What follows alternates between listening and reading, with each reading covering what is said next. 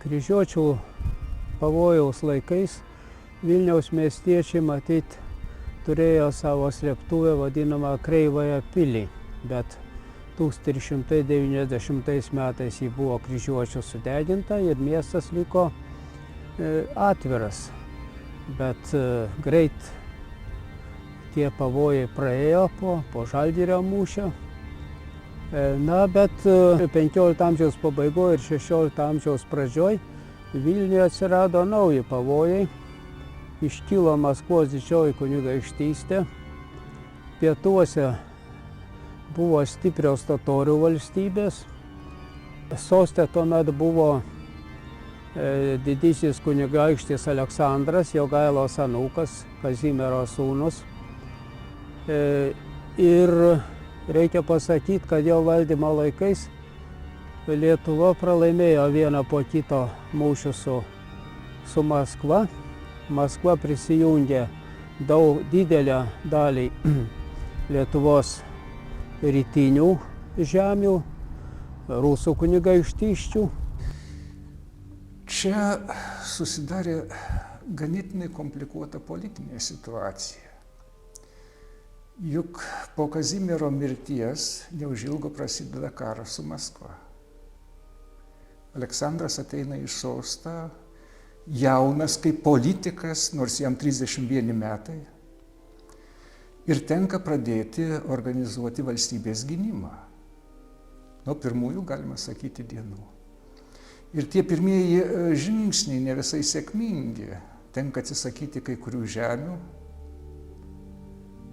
Sakysim, sudaromos sutartys. Tai tai yra tokia pradžia. Vėliau tie dalykai vėl atsinaujina. Nepaisant to, kad Aleksandras buvo vedęs Maskvos kunigaikščio dukterį Eleną.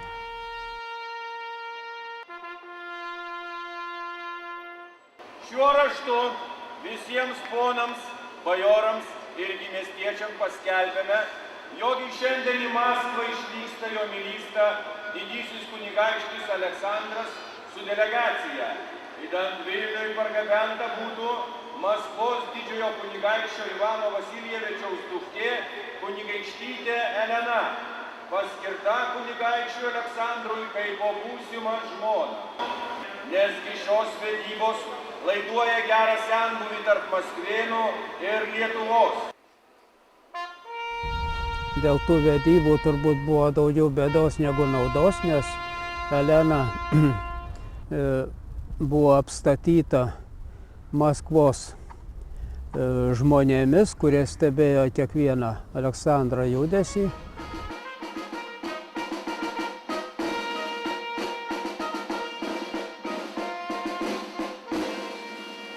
Iš tikrųjų, jinai atvyko su dideliu palydovų būriu, šiokiamis tokiamis dovanomis, galbūt ne taip didelėmis, kaip kartais sakoma, bet jie atsivežė ganėtinai didelį dvarą iš Maskvos ir tas dvaras turėjo suvaidinti tam tikrą vaidmenį, kaip sakysim, 5-oji kolona galbūt. Ir kai tas dvaras pradėjo trukdyti vidiniam gyvenimui, tas dvaras buvo išsiųstas atgal. Bent dauguma to dvaro žmonių buvo išsiųsti atgal.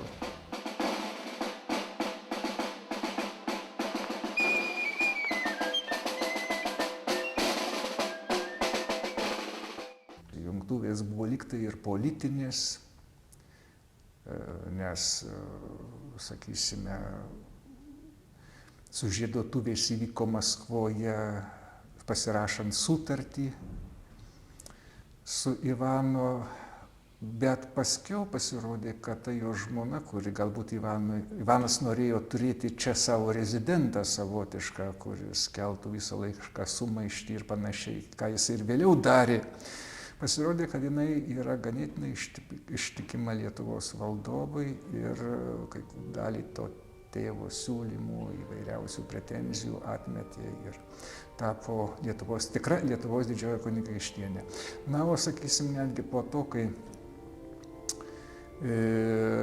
Aleksandras tapo Lenkijos karaliumi, privalėjo būti, pagal tradiciją turėjo būti karūnuota ir Lenkijos karalienė, bet jinai išsaugo savo tą senąjį tikėjimą ir tokiu atveju buvo atsisakyta ją karūnuoti kaip karalienė, liko jinai tik tai Lietuvos didžioji kunigaikštienė iki mirties.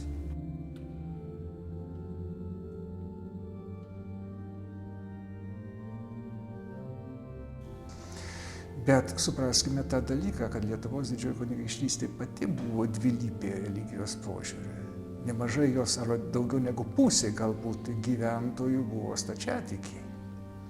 Valdovo aplinkoje nemažai aukščiausių valstybės pareigūnų stačiatikiai.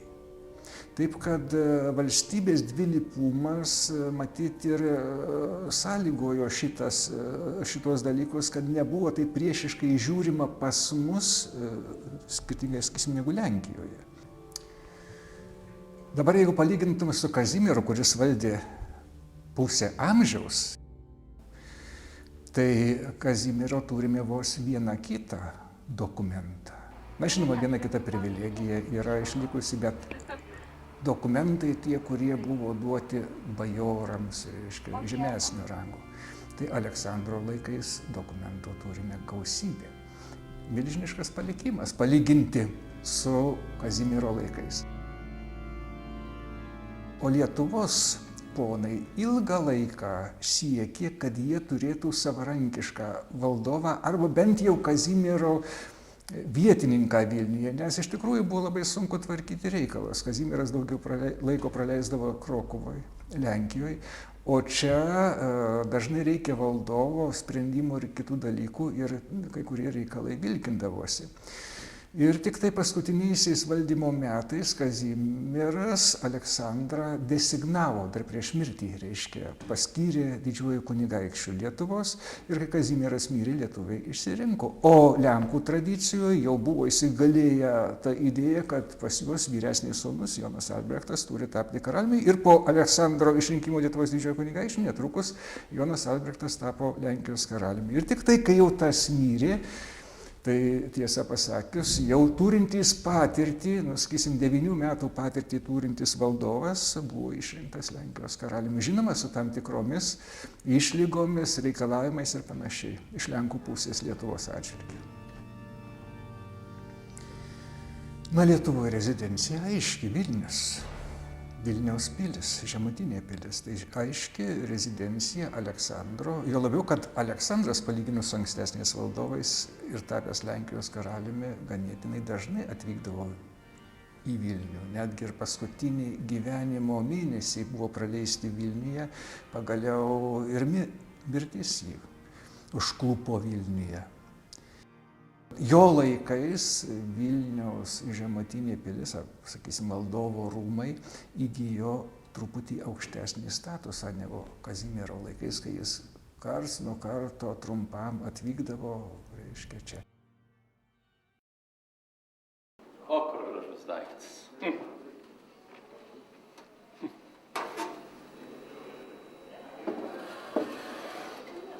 Čia to rašyti. Čia rašyta Ovidijaus va šito veikalo lotyniškai.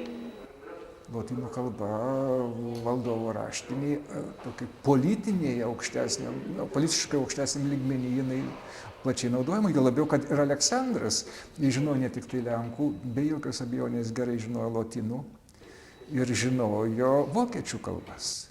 Atvykdamas čia, manoma, kad gyvendamas Vilniuje pramoko bent raštinės kalbos ir galimas daiktas ir lietuvių kalbos šiek tiek. Valstybės vidiniai dokumentai iš tikrųjų buvo naudojama rusėnų kalba ir jeigu kalbėti apie Aleksandro laikus, dabar yra paskelbti, sakysime, jo raštininkai ir kiti, tas sudėtis jų, tai labai aiškiai matyti, iš kur jie yra čia atsikėlę. Tai didesnė dalis pagal senąją tradiciją, dar galbūt nuo Vytauto laikų yra iš Voluinės kilmė. Ir nemaža dalis yra iš Smolensko pusės. Tai yra kasdieniai.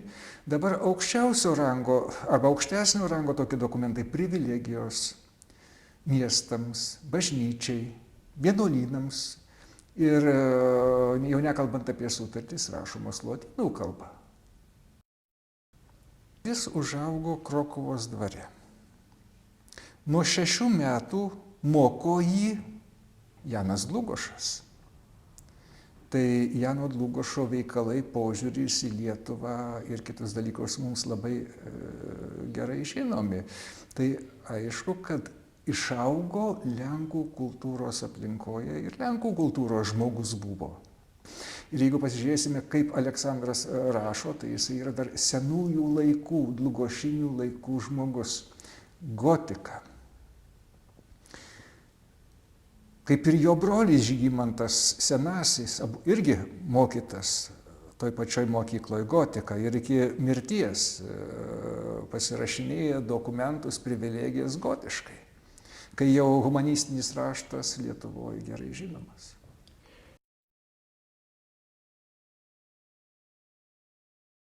Po valdymo Lietuvos didžiosios kunigaikštystės, manau, kad jis suprato, ką reiškia jam ir apskritai dinastijai Lietuvos didžioji kunigaikštystė.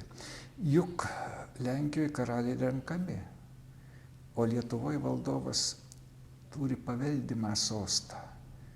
Tai yra didelis dalykas, tai yra didelė korta. Jis bet kada, jeigu ne jis, tai jo sūnus, jeigu jis yra didysis kunigaikštis, iš šeimos pereina. Tai Lenkijoje, jeigu nepatikęs, tai, sakysim, galėjo būti ir neišrinktas, taip, ten kur renka. Tai netgi toj vadinamoji Melniko sutartyje, kai jisai ruošėsi tapti Lenkijos karaliumi ir Lenkijos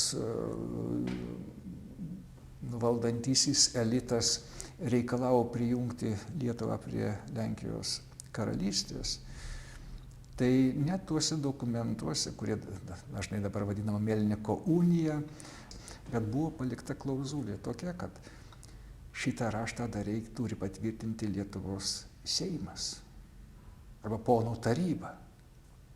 Tai pasak profesoriaus Juliušo Bardacho, šita landa lietuviai ir galimas daiktas pats Aleksandras pasinaudojo. Vėlesniais laikais Lenkai kelis kartus reikalavo, kai jis tapo jau karaliumi. Kodėl neratifikuojama ta sutartis taryboje? Nebuvo ratifikuota. Aleksandras prieš mirtį rašydamas testamentą, jis ramia sąžinė parašė, kad savo įpėdiniu palieku jaunesnį brolį Žygimantą Senąjį. Tais laikais dar nesivadino Žygimantą. Jis suprato, ką turi. Lenkai išrinks neišrinks, čia kitas dalykas. O jau brolis, kadangi vaikų nėra, brolis tampa Lietuvos didžiojo kunigaikščiu.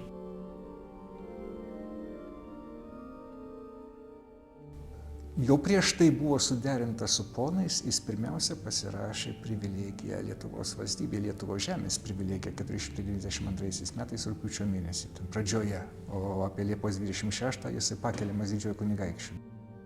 Iš tikrųjų, tai buvo pakartota Kazimiero privilegija 1447 metų, kai jisai išvyksta į Lenkiją valdyti, bet žymiai išplėsta. Ir toje privilegijoje 492 metų dar labiau išaukštintas Lietuvos ponų vaidmuo. Kitaip sakant, pačio valdovo valdžia apkarpyta dauguma.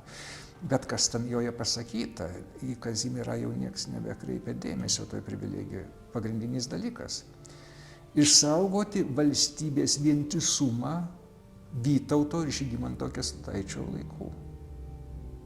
Išsaugoti, čia visiškai suprantama politinė situacija, kaip jau minėjau, prasideda neramumai Maskvos pasienyje, karas, viena pusė, antra Krymo totoriai, reiškia pietinės sritys veržėsi. Tai ta politinė situacija, matyt, reikalavo ir kelis kartus pabrėžta, kad išsaugoti valdas, išsaugoti valstybės žemės, nemažinti privilegijų ir teisių, kurias Lietuvos bajorams suteikė Vytautas ir Žygimantas Kęstutaitis. Ir iš to po truputį išplaukė kitos privilegijos, iš tos bendrosios žemės privilegijos. Privilegijos miestams, privilegijos bažnyčioms. Ir šiandien galbūt vieninteliai atsidėkodami už tai panevėžiečiai pastatė pas save Aleksandrui paminklą.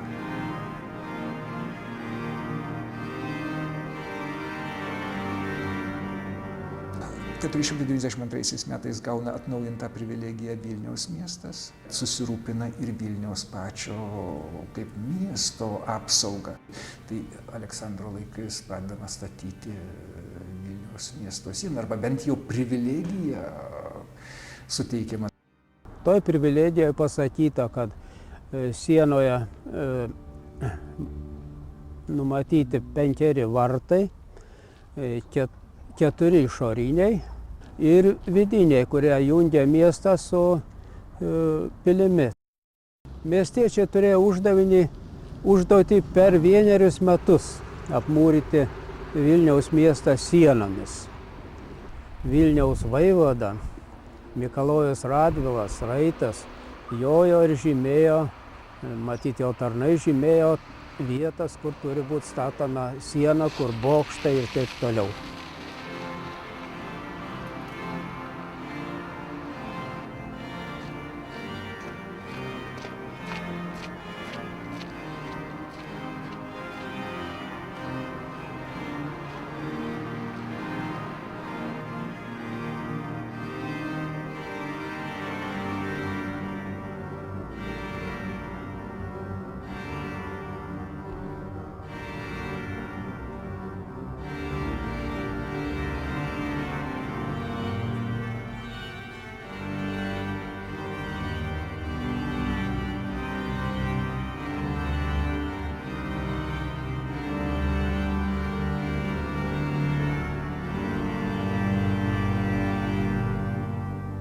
Na, Subačiaus vartai buvo patys didžiausi, turėjo apšildomų patalpų.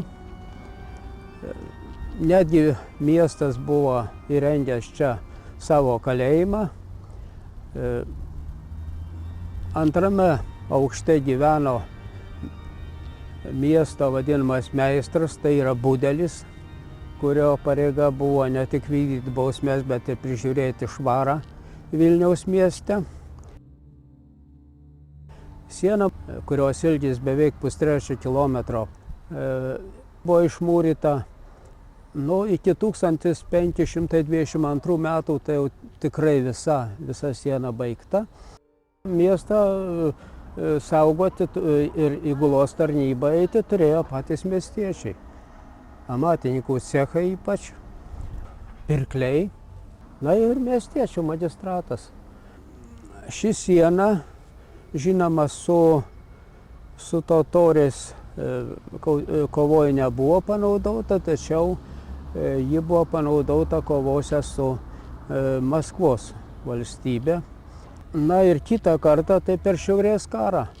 Ir pagaliau per Kosciuškos sukilimą 18 amžiaus pabaigoje. Ir 18 amžiaus pabaigoje Vilniaus gubernatorius Fryzelis pasiūlė šias sienas nugriauti, kurios atseit gadina vaizdą miesto ir trukdo miesto ventiliacijai. Ir 1801-5 metais visa šita siena, ne visa siena, didelė šios sienos dalis buvo nugriauta. Išliko tik tai nepaliesti aušros vartai.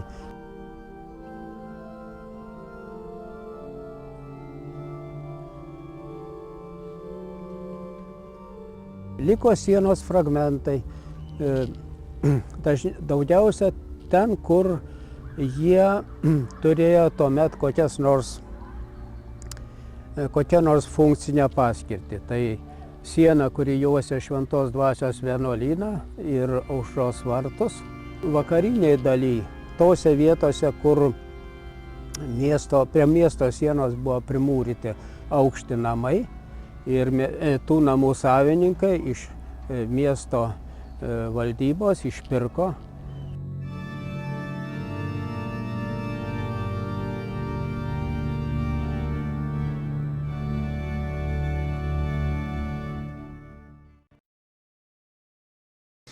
Na ir žinoma, tapęs didžiuoju kunigaikščiu ir čia reziduodamas, be jokios abejonės jisai susirūpina pačių valdovų rūmų statybą, atnaujinimu, išplėtimu, reiškia, jų pritaikymu, sakysim, politiniam arba visuomeniniam gyvenimui, ko galbūt Kazimiero laikais mažiau reikėjo.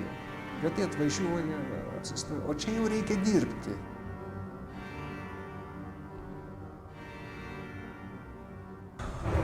Nauja statyba pirmiausia yra siejama su senųjų mūrų griovimu. Praktiškai pietinio korpuso vietoje buvo nugriauta visa eilė mūrų, gynybinių sienų ir jų vietoje buvo statytas valdovų rūmų pietinis korpusas.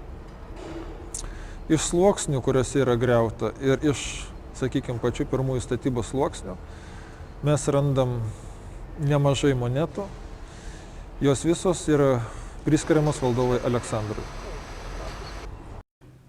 Aleksandro laikais pastebima aiški takoskyra tarp didžiojo kunigaikščio ir didžiosios kunigaikštystės. Šie du institutai pradedami skirti. Monetas pažiūrėkite. Jeigu iki to moneta didžiojo kunigaikščio, tai Aleksandro laikais jau atsiranda pirmosios monetos Lietuvos didžiosios kunigaikštystės. Valstybės politikoje labai aiškiai suformuojama didžiojo ir mažojo antspaudo institutai, nepaprastai svarbus. Jeigu iki tol valdovai, Lietuvos didieji kunigaikščiai, turėjo majestotinius antspaudus, centre vaizduojamas pats valdovas, tai viduramžinė samprata, kuri kai kuriuos kraštuose išliko iki mūsų dienų, sakysim, Anglijos karalystėje, Jungtinėje karalystėje. Tai Aleksandras Pirmasis vietoj valdovo įdeda valstybės herbą ir aplink tą herbą apjuosia žemių herbais ir šeimos herbais. Tai visiškai naujas požiūris, reiškia, valstybę reprezentuoja ne tik valdovas, bet valstybės herbas. Atsiranda šalia to mažasis antspaudas kasdieniam dokumentams ir kas dar įdomiausia, kad Aleksandro laikais pagaminamas ir valdovo lietuviškas signetas, į ką dažnai tyrinėtojai nekreipia dėmesio. Čia toks smulkus dalykėlis.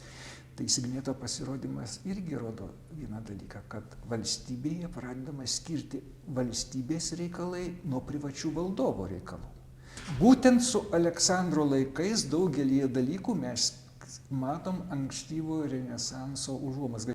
Reiškia, kai kurios dalykus net vadina proto-renesansu. Tai yra ankstyvieji renesanso daigai čia Vilniuje. Ir kai kuriuose dalykuose Vilniuje atsiranda anksčiau, sakysim, pinigų kalykloje, sfragistikoje valdovo, negu Lenkijoje. Kur dar vyrauja, net Žygimanto senojo laikais, pagal tradiciją vyrauja gotikinis raštas, labai aiškiai, epigrafikoje. O čia pas mus jau eina proto-renesansinė majusklo didžiosios raidės. Tai laikotarpis, kai pereinama iš viduramžių į naujosius laikus. Ir valdovas, tai yra lūžiniai laikai. Mene, dailėje, idėjose, visur kitur skverbėsi vakarietiškos tos tradicijos, kuris per Italiją, per Vokietiją, per Lenkiją ateina čia. Ir valdovas toje situacijoje, kai tos senosios, nusistovėjusios, diegtos dogmos pradedamos laužyti, į gyvenimą veržiasi nauji reiškiniai, sakysime.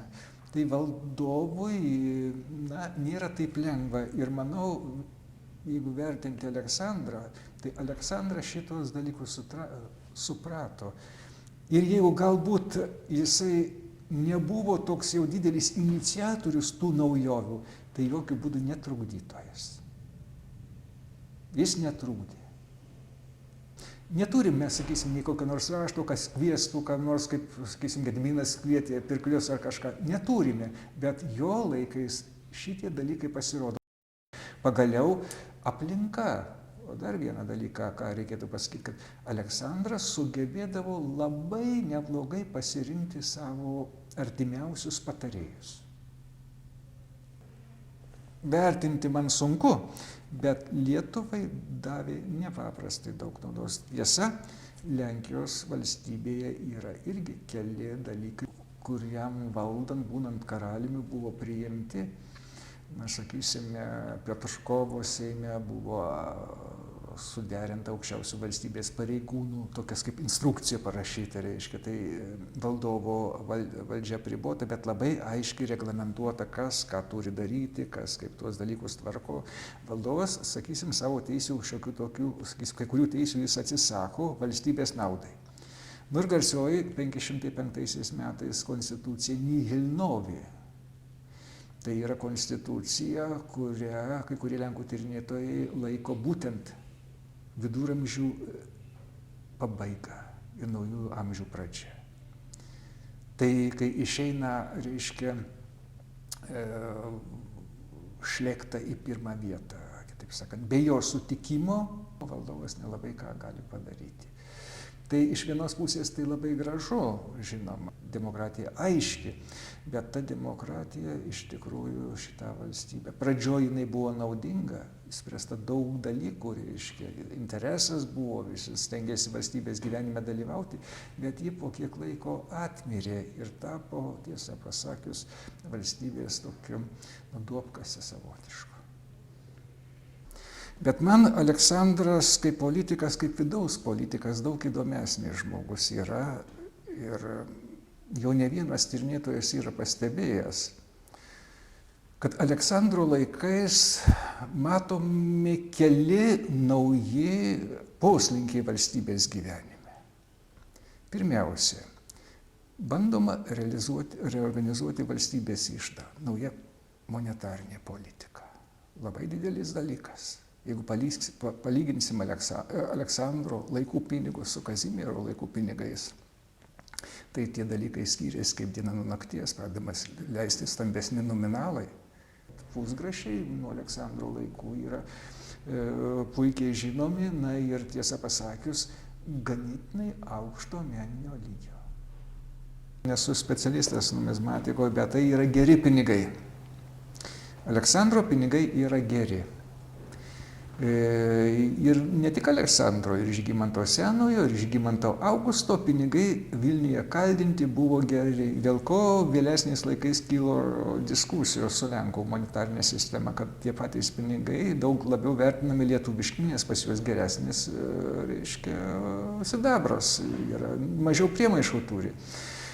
Tai vienas dalykas. Antra, Aleksandro laikais atnaujinama daugybė miestų privilegijų seniesiems ir atsiranda daugybė naujų magdeburginių miestų. Tai irgi naujas dalykas visuomenėje. Sakysim, miestai išlaisvinami iš valdovo skirtų pareigūnų valdžios, jiems suteikiamas savarankiškumas, tai yra savotiškai tiems laikams demokratiniai tokie daigai. Dar vienas dalykas pastebėtas naujausia literatūra, kad Aleksandro laikais pradedama reorganizuoti valstybės raštinė, žymiai rimčiau negu buvo Kazimiero laikais. O raštinė tai yra ir politinis, ir kultūrinis, sakysime, to meto valstybės centras. Iš čia diktuojamos mados daugelį dalykų reiškia. Tai va štai keletas tokių niuansų, kurie į Aleksandrą verčia istorikus žiūrėti truputį atlaidžiau negu senieji žiūrėjo ir sureikšminti jo vaidmenį mūsų krašto istorijoje. Šiandien pagerbiam Aleksandrą Jogailaitį, kuris yra tikrasis Švento Kazimiero brolis. Prisilietime prie ypatingo žmogaus. Žmogaus, kurio gyvenimo istorija buvo paženklinta tiesa tarnauti žemę, išmintingai vadovauti žmonėms ir siekti visų piliečių gerovės, tautos gerovės.